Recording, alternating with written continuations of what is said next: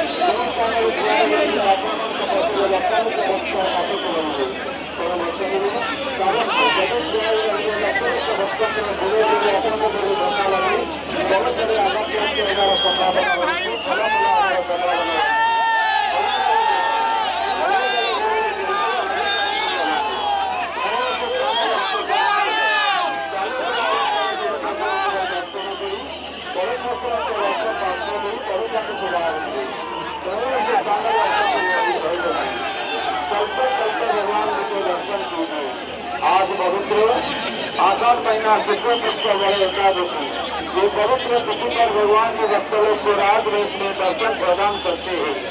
जिनका 4.5 घंटा हो गया भक्त लोग भगवान जी को लाखों भक्त लोग दर्शन प्राप्त कर चुके हैं। लाखों भक्त लोग भगवान जी के दर्शन के लिए आ रहे हैं। बार बार विनती, चलते चलते दर्शन हो, कोई भी काम को रोकने की कोशिश मत कीजिए। अपना अपना पसंद रुपया पैसा पवित्र हुए